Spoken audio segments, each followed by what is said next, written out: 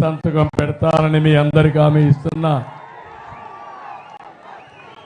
ఇంకో పక్క ఒక మాట చెప్తున్నాడు జగన్మోహన్ రెడ్డి, అందరూ కలిసి వస్తున్నారంట, ఆయన ఒక్కడే వస్తున్నా అంట, ఆయన సింహం అంట. ఒప్పుకుంటారా తమ్ముళ్ళు? ఒక దొంగ దోపిడీదారుడు మీ ఇంటి మీదకి వస్తే మీరేం చేస్తారు? మనిషికి ఏం దొరికితే అది రోడ్డు మీదకి వస్తారా లేదా? ఊరంతా ఓటు అవుతుందా లేదా? దొంగని తరుముతారా లేదా? ఆ పరిస్థితి రాష్ట్రంలో. బందిపోటు దొంగ వచ్చాడు, దోపిడీదారుడు వచ్చాడు. రాష్ట్రాన్ని కాపాడుకోవడం మనందరి బాధ్యత, అవునా కాదా? సిద్ధమా మీరు? మిమ్మల్ని అడుగుతున్నా. మా ఆడబిడ్డలకి, యువతకు అందరికి ఒక హామీ ఇస్తున్నా. పవన్ కళ్యాణ్ గారు కానీ నేను కానీ ఆలోచించేది ఈ రాష్ట్ర ప్రయోజనాల కోసం ఆలోచిస్తున్నాం.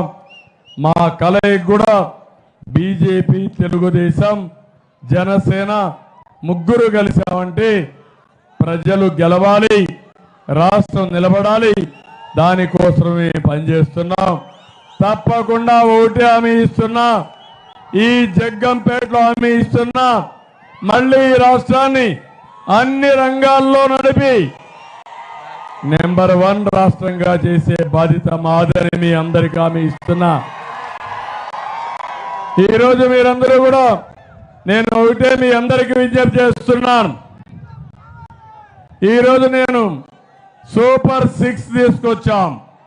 పవన్ కళ్యాణ్ గారు ఇంకా ఒక 2 పాయింట్లు యాడ్ చేయమని కూడా కోరారు. అవి కూడా యాడ్ చేస్తున్నాం. ఈరోజు ఇద్దరం కలిసి కనీసం టాప్ 10 కింద తీసుకుని అన్ని వర్గాలకు మేనిఫెస్టో ఇస్తాం. కొన్ని ఫోకస్గా కొన్ని పాలసీలు తీసుకొస్తాం. మొట్టమొదటి సూపర్ 6 లో మా ఆడబిడ్డలు మహాశక్తి 4 కార్యక్రమాలు ఇస్తున్నాం. ఆడబిడ్డ నిధి ఒక్కొక్కరికి 1500, సంవత్సరానికి 18,000, 5 సంవత్సరాల్లో ఒక్కొక్కరికి 90,000 ఇచ్చే బాధ్యత మాదని మీ అందరికీ హామీ ఇస్తున్నా. తల్లికి వందనం కింద ఎంతమంది బిడ్డలుంటే, చదువుకునే పిల్లలుంటే అందరికీ 15,000 ఇస్తాం.